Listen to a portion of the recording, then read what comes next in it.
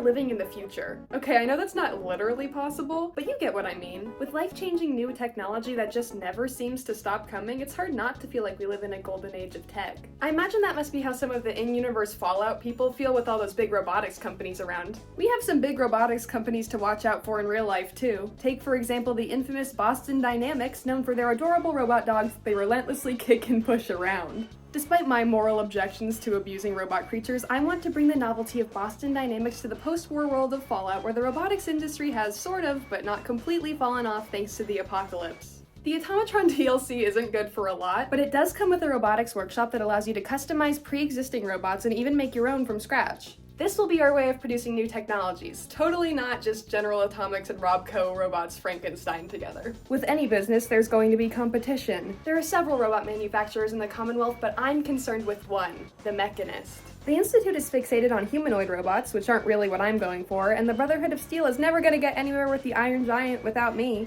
The Mechanist, however, already has an army of amalgam robots terrorizing the Boston area. Since I doubt I'll be getting to a high enough level to unlock perks to build all these complex robot parts myself, killing the Mechanist robots for their parts will be the best way to further my own company. Mechanist, your days and your robots are numbered.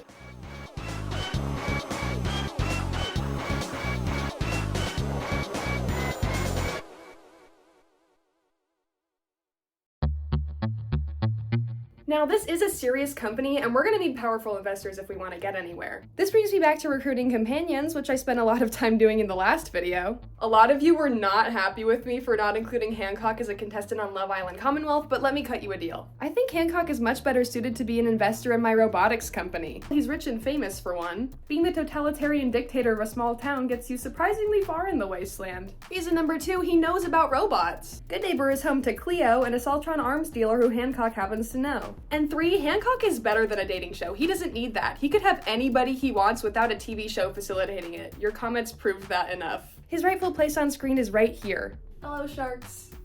I thought Paladin Dance would also be a good fit for my board of investors, considering he's a robot himself. He doesn't know that yet, though, and I never actually got to the point in the story where he finds out, so everybody keep your mouths shut, alright? I realized the 2 investors I picked couldn't hate each other more if they tried, which is not a good look for me. I placated the 2 of them with a dog, so they would be distracted by that. I guess that makes Dogmeat the 3rd investor. For each investor, I'm going to create a robot that reflects their needs and personalities. For Hancock, I have a stabbing-oriented bot in mind. For Paladin Dance, I want to give him something that he can use in combat, but won't fight alongside him, since he probably wouldn't want to feel upstaged by a piece of technology. Yet. And for Dogmeat, I'm gonna create a robot companion to take care of him when I'm running around the wasteland without him. To unlock the quest for Automatron, you have to reach level 15, which I kept thinking was 20 for some reason. I was dreading this early arrival though, because the absolute first thing this DLC has you do is fight a group of the Mechanist custom robots that are usually way stronger than regular robots. I took Codsworth with me to go beat them up because I should probably be utilizing the robot I already have. Don't worry, he'll be getting an upgrade soon. With the Mechanist robots out of commission, I found that there were several other dead robots, along with a couple dead humans. One lone robot has survived the battle, not belonging to the Mechanist.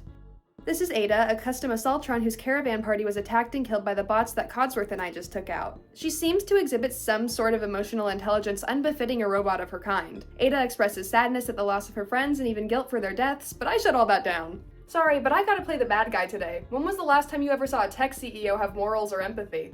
Ada informed me of the hidden figure behind the attack, of which I already knew, but thanks for the quest, Ada. I swapped Codsworth out for Ada, since she'll be the one I need to talk to progress the Automatron questline. We ventured south to the General Atomics factory, since Ada told me it was the last place she saw the Mechanist robots, and she was definitely correct. Thankfully, Paladin Dance's gun was pretty good against them. This is what we have investors for. One robot among the ones we destroyed stood out, a robo-brain fitted with a radar beacon that allowed the Mechanist to keep track of it. I yanked that off and installed it on Ada, but she just demanded that I go get a couple more because the signal isn't strong enough with just one. Whatever, Ada, it's not my fault that you're a crappy robot. Don't worry, she isn't one of mine. This led us to the Fort Hagen satellite array, which is crawling with rust devils. I really like the concept of these guys, and I actually think they would fit in the base game. I wish Bethesda had included more Raider variants in Fallout 4 than just the standard type in the Forged, if they even count.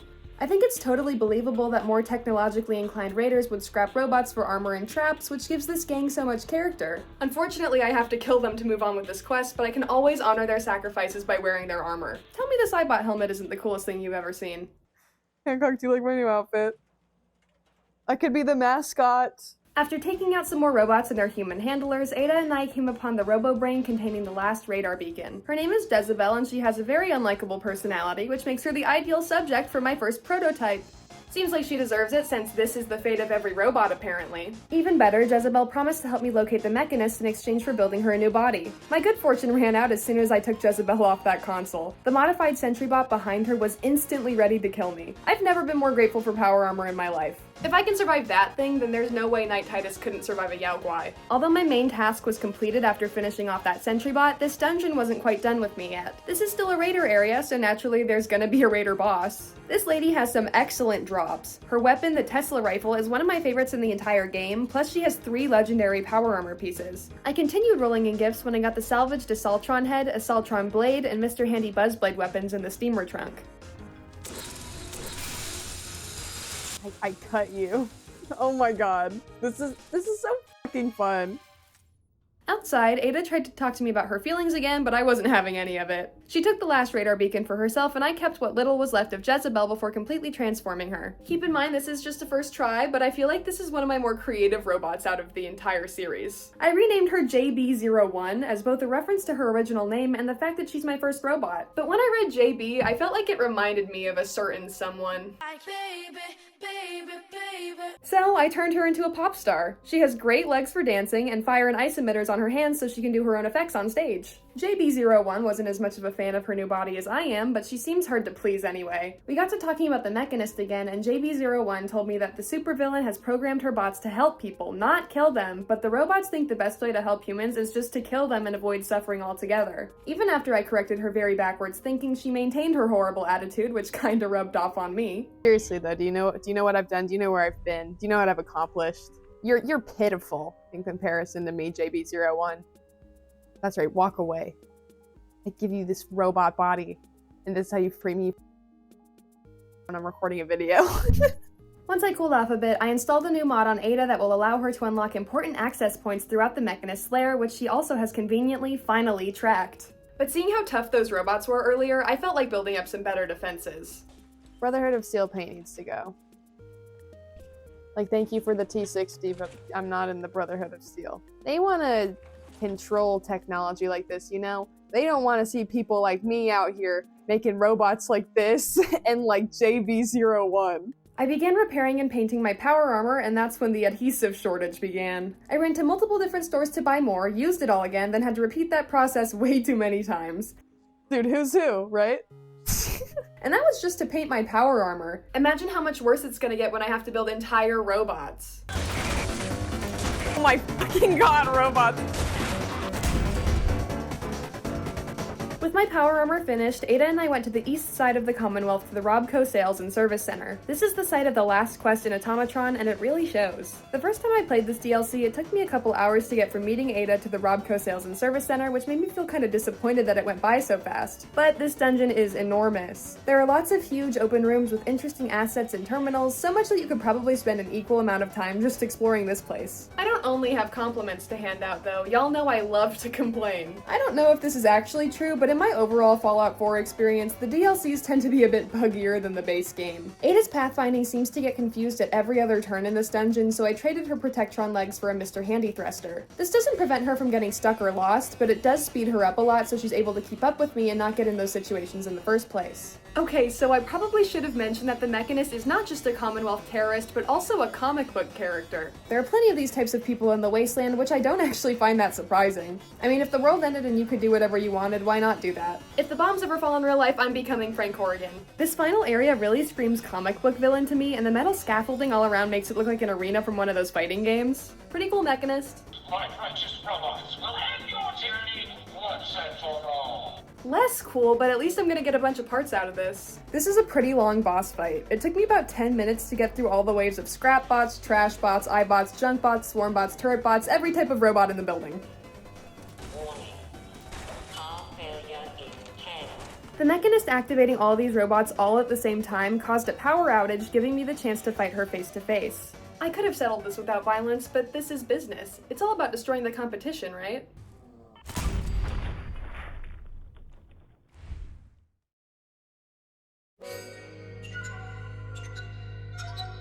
I have to applaud the Mechanist's creativity, but she just didn't have the wide range of ideas that I do. Despite the claims of JB01, previously Jezebel, that the Mechanist programmed these robots to help humans, I can't help but notice that they're all designed to kill. What's the purpose of a turret bot if not to shoot things? I understand that sometimes robots like these are necessary for self-defense. This is the end of the world we're living in after all. But my whole idea with making these videos is that there's joy and silliness to be found in Fallout, not just endless murder of NPCs. Don't get me wrong, I'm still gonna make a fighting robot. It's just not gonna be the only type of robot that I make. I started with Hancock's bot since he was the first investor into my robotics company. Hancock is a lover of violence and anarchy, so despite everything I just said, I created this guy called Spikes. He's designed to kill. I gave him a mace and an axe for hands, that skull helmet I got off that terrifying sentry bot from earlier, and a spiky chest plate after which he was named. Gotta have some more freaking spikes.